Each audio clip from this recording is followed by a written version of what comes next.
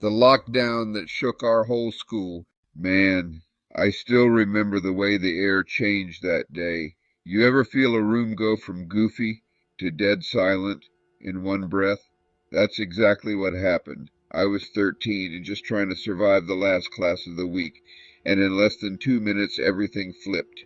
One second we're laughing, talking trash, and the next we're hiding in a dark classroom, praying a grown man don't pick our door to break into. He damn near did. It was a boring Friday afternoon in seventh period algebra, the type where everybody's watching the clock like it owed 'em money. Spring break was coming up. The whole building felt loud and restless, kids tapping pencils, whispering, sliding snacks out backpacks like we were already done for the week. Mr. Langston, our teacher, he was one of those old head cool dudes, tall, skinny, same dusty brown sweater every Friday. Didn't even bother teaching that day. He pulled up some brand logo trivia game on his laptop. We all clowning, yelling answers, roasting each other, just trying to make it to 3:15. Then, out of nowhere, the intercom cracked like somebody smacked it. A loud pop echoed across the room and everybody jumped. The speaker buzzed, then our dean's voice came through, shaky, breathless, terrified. "Attention all floors. This is not a drill. Lockdown. Right now. Lockdown now." Bruh, that whole room froze. The energy flipped instantly. You could hear your own heartbeat. Mr. Langston damn near broke his remote turning the lights off. He shoved us to the back corner, the dark side by the supply cabinets, whispering, "Get down, get quiet, now." And we knew it was real because that man never sounded scared. We all crouched low, bodies pressed together, trying not to make a sound. The air felt heavy, too still, like something was watching us. That's when we noticed the weirdest thing. There was this old AC panel on the wall, always hummed like a tired fridge. But now, silent, dead, like the whole building was holding its breath. One girl started crying into her sleeve. Nobody even looked at her. Everybody was locked in. We listened, and the hallway gave us our answer. A man screamed, far away, but getting closer. At first it sounded like he was arguing with somebody, mumbling, yelling wild. Then his voice got clearer, sharper, angry. He started slamming lockers, kicking doors, stomping like he was hunting someone. I swear I felt the floor vibrate every time he hit something. His footsteps got louder, closer, right outside our hallway. My stomach dropped. My ears were ringing from how hard my heart was beating. Then he stopped. Directly outside our classroom, we heard his breathing through the door, loud, unsteady, violent. Then he started banging, hard, aggressive, trying to break in. Somebody let out a scream they couldn't hold.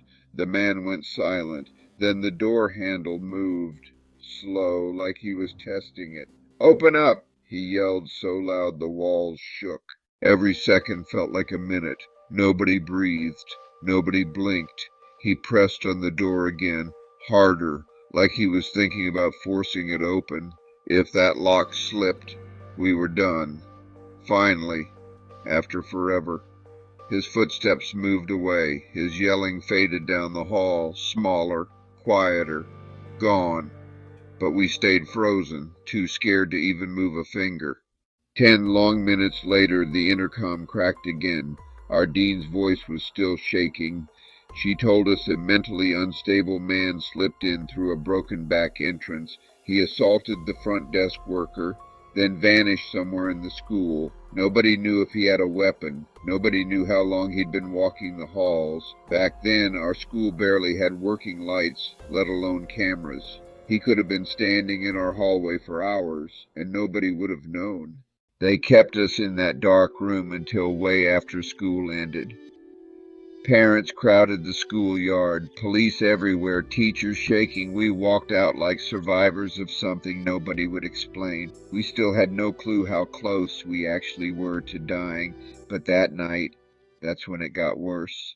A janitor, Mr. Allen, found a man sleeping inside a crawl space on the second floor. a space nobody used, a space we thought stayed locked. Without waking the guy, he slowly backed away, ran downstairs and dialed 911. Mr. Allen said he had a .44 Magnum sticking out his coat pocket. But when the cops got there, he was gone. No doors open, no signs of escape. He just vanished. And the school, they never told us anything else. Not one sentence, not one explanation, just silence. Even now, years later, a door creak still makes my chest tighten because that day wasn't a drill. It wasn't a mistake. It wasn't some random scare. It was a man ready to hurt kids, a man who walked the same hall we did, a man who stood on the other side of a thin classroom door, a door that barely held. One wrong breath, one louder scream, one weak lock, and we wouldn't have made it. That's the part that still haunts me, knowing how close he was, knowing how close we came, knowing that somebody dangerous walked away that day, and nobody ever found him. You made it to the end, but the city don't sleep. There's another story waiting in the dark. Hit that sub, turn on the bell, and meet me back here next time, if you brave enough. On the YouTube channel Sites of Horror, if you want the chills to keep hitting, go ahead and run that next video. The Man Across the Street. It's crazy how one regular school day can flip your whole childhood upside down. One moment you laughing, talking, walking to class. The next you're realizing somebody across the street been watching all of you, plotting on you, waiting. This ain't no ghost story. This ain't no boogeyman. This is what happens when the wrong man snaps and your school sits right in his line of sight. This one happened back in middle school, one of those gray, rainy October days where the whole sky felt heavy, the kind of weather where even the street lights looked tired, flickering like they fighting for their last bit of power. Our school had 2 lunch periods. 6th graders and half the 7th graders ate first. I was in the second group, so when the lockdown happened, I was still walking the halls, minding my business, dragging my backpack like usual. But the kids in first lunch, they saw everything. It started right when they sat down, 4 heavy booms echoing through the courtyard outside. Most of us thought it was thunder at first, 'cause the sky was ugly that day. Dark, low clouds, rain threatening every minute. But then people started screaming, like full-on panic yelling. I remember hearing sneakers slapping the floors, metal chairs scraping, people dropping food, chocolate milk splashing everywhere. Campus police came running, and that's when you knew it wasn't weather. Those dudes never ran unless something was seriously wrong. They started shouting for everybody to get inside the multi-purpose room. Kids dropped trays, tossed food, dipped out the lunch lines, left whole slices of pizza steaming on the counter. Nobody questioned anything. We just moved. Now the multi-purpose room was huge, tall ceilings, polished floors, echoing like a gym. One whole wall was nothing but glass windows facing the street. First thing security did was pull those heavy black curtains across every inch of glass. You could hear the metal rings scraping across the rod, like they were trying to beat the clock. Teachers locked every door and stood shoulder to shoulder in front of them like a human barricade. Nobody smiled. Nobody pretended it was a drill. My boy Eric slid up next to me, his voice low. "Bro, this not weather. Something's wrong." He walked up to one of the campus aides, this older lady we all trusted, asked her what was happening. She tried to keep her voice calm, but even from where I stood I could see her hand shaking. When Eric came back, his whole face was pale. He leaned in close and whispered, "Dude," the man across the street snapped. "Barricaded himself in his house, told the cops if they try to evict him, he's going to start shooting." My stomach dropped. Kids around us started crying. Some just froze, staring forward like statues. But then Eric said something way worse. Security said he was seen watching the school earlier, like literally standing behind the trees. and he's a registered sex offender. The whole room shifted. Even the teachers looked uneasy, like they just learned the lockdown might not keep us safe at all. You could feel the fear settling in, heavy like humidity. Nobody wanted to speak above a whisper. We ended up stuck in that room for over an hour, and trust me, it felt like 3. No class, no talking, no jokes, just shaky breaths, footsteps pacing, and the uncomfortable sound of somebody trying not to cry. Every creak in the hallway made heads snap toward the door. Every thump outside made kids flinch. Nobody was tough in that moment. Not the athletes, not the class clowns, not the kids who always fought after school. Fear leveled everybody. When the lockdown finally lifted, they released us slow, like 3 kids at a time. Security walked us building to building, making sure we stayed inside the school's inner courtyard. You could see police tape across the street, squad cars everywhere, officers moving around with rifles like it was a war zone. But the real twist didn't hit me until after school. I ran into my friend Brandy on the sidewalk, and she looked straight up terrified, like she'd been crying for hours. She lived right next door to the guy. Her house literally shared a fence with his. Brandy told me something she had kept to herself for a whole year, something she never talked about because, nobody believed her back then. On Halloween the year before, she saw him pressed against his front window, dragging a razor blade across his own arm, slow, deliberate, like he wanted someone to see. She said he smeared his blood across the glass and wrote something with it, blood dripping down his arm, down the window frame, pooling on the sill. 7 words, just 7, "Don't come here or I'll kill you." She said she screamed and ran straight home. Her mom called 911, but when police showed up, the message was gone, wiped clean like it never existed. Everybody assumed it was some edgy Halloween prank, some creepy old dude doing too much. But after that lockdown, nah, nobody thought it was a joke anymore. Brandy told me the man would talk to himself at night, pacing his living room, lights flickering like his house couldn't keep up with him. She'd hear him cussing somebody out, except nobody else was in there. Sometimes she'd see him standing in his yard at 3 a.m. staring at their window, just standing there, motionless, barefoot. Her dog refused to go outside some nights, wouldn't even approach the fence. Kids at our school used to joke about the man across the street, talking big like he ain't gonna do nothing, he just crazy, he harmless. But that day showed all of us how real danger looks when it's right across the street staring at you through a curtain. When somebody already broken decides the world is against them, and your school is the first thing in their line of sight. I don't think people understand how close we came to being a headline that day, how a whole school full of kids were just one bad decision away from being targets, all that glass in the multipurpose room, all those students lined up against it, all those teachers trying to act brave. If that man had snapped just a little harder, if he had aimed toward the school instead of the cops, we wouldn't be talking about a lockdown, we'd be talking about a tragedy.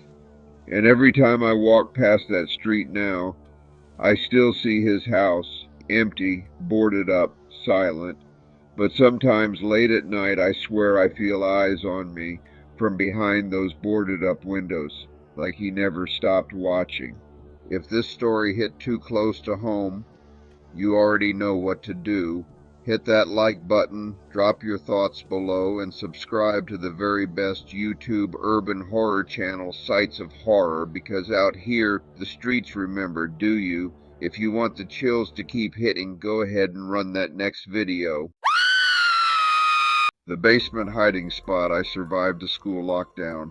This happened recently, like real recent. I'm 22, fresh out of college, still trying to figure out life, when I ended up right back where I spent my teenage years, my old high school. I got hired to help out in the computer department. Nothing crazy, just fixing Chromebooks, resetting passwords, changing out keyboards the kids kept popping off like they were Skittles. The office they gave us was down in the basement, messy, dusty, wires tangled everywhere, but somehow it still felt cozy. Big old desks, 3 mini fridges for no reason, a TV mounted in the corner, cool air humming from the vents. It felt more like a break room than a workspace, and on that day, it felt like a trap. My coworkers, Dave and Gary, 2 older dudes, real laid back, knew every hallway and secret closet in the school. They were both upstairs fixing a projector, so I had the whole basement to myself. I was halfway through a turkey sandwich, chillin', vibin', when the intercom buzzed with a tone I had never heard before. Then a voice came through, low, urgent, lockdown. Armed intruder possibly in the building. Bruh. My stomach fell straight to the floor. I stood up so fast my chair rolled back and hit the wall. I killed the monitor, shut off the overhead lights. Everything went dark except for the little glowing router lights on the shelves. But here's the problem, and this didn't hit me until I was standing in the darkness. The basement office ain't even have a door, just a wide open doorway, like some open concept loft nobody asked for. And the only entrance to the basement straight up couldn't lock at all, so if anybody came down those stairs, I'd see them and they'd see me. No hiding, no barrier, nothing. I texted Dave and Gary, y'all good? What's going on? No answer. I tried to keep my breathing steady, but the kind of silence the basement had, it's that heavy, thick kind that crawls up your back and sits on your neck. It didn't stay silent long. Not loud, but loud enough. Heavy footsteps started coming down the stairs, slow, deliberate, the kind where each step sounds like the person is thinking, planning. My heartbeat was punching my ribs. I swore whoever it was could hear it echoing in the dark. I slid under one of the big desks, curled up tight, praying whoever came down here would think nobody was in the room. Footsteps reached the bottom of the stairs, came toward the office, then entered, but they didn't turn the light on. I could hear their breathing, not panicked, not scared, just steady, like they were comfortable down here. I kept telling myself, maybe it's securities, maybe it's staff, maybe it's anybody but who the announcement was about. But I didn't believe a word of that. Then ding. My phone lit up with a bright notification. The footsteps immediately turned toward me. I froze. I didn't blink, didn't breathe, didn't even exist for a second. Then a hand reached under the desk. It slid along the floor, found my arm, and clamped down. The man yanked me up so fast the room spun. He was tall, wearing a red plaid shirt, jeans, a baseball cap pulled low, light beard, eyes too calm for a situation like this, and when he finally spoke, his voice was this whispery, calm, almost soothing. Way too soothing. It's okay. I'm just hiding down here too. Everything in my body tensed up at once. Every instinct, every lesson my mom, my aunts, my grandma ever drilled into me screamed, something is off.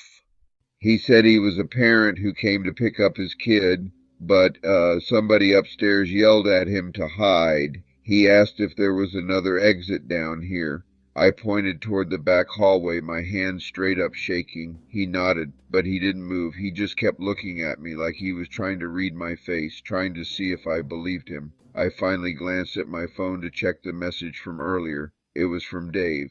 The text said, bro, some guy shot Mr. Buckley upstairs. He's wearing a red shirt and a hat. Do not come up here. My blood went cold. I didn't even get the chance to look up slow. The man saw the change in my face instantly. He knew I knew. His whole expression shifted. That calm dropped. His jaw tightened. His shoulders squared up like he was about to grab me again. I didn't think. I didn't hesitate. I just ran. I sprinted toward the stairs, nearly slipping on a bundle of Ethernet cables. A gunshot exploded behind me. Not loud like in movies, it was raw, sharp, violent, and it hit something metal behind me, sending pieces flying. I pushed through that basement door so hard it slammed into the wall. I stumbled into the hallway and straight into a line of cops crouched with rifles raised. The moment the shooter appeared behind me, they swarmed him, tackled him, dragged him down. The whole thing felt unreal. They rushed me to the gym with everybody else. I sat on the bleachers shaking, staring at the floor, trying to steady my breathing. Dave finally found me, Gary too. Both of them looked like they'd aged 10 years in 30 minutes. Mr. Buckley, tough old man, survived. They say the shooter and him had some old beef from years ago, something petty that turned stupid, then tragic. Nobody really explained it. Schools always try to keep things quiet, but me, I can't forget. Every time I walk past a stairwell now, I hear it, that gunshot, that metal hit, that echo chasing me up the steps like a shadow with a heartbeat.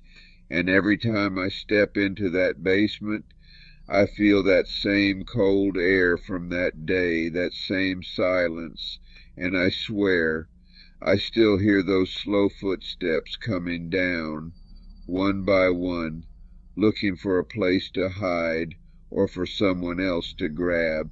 Think you've seen it all in your city? Think again. Subscribe to the YouTube channel Sights of Horror, where every block has a secret and every night has a story. If you want the chills to keep hitting, go ahead and run that next video.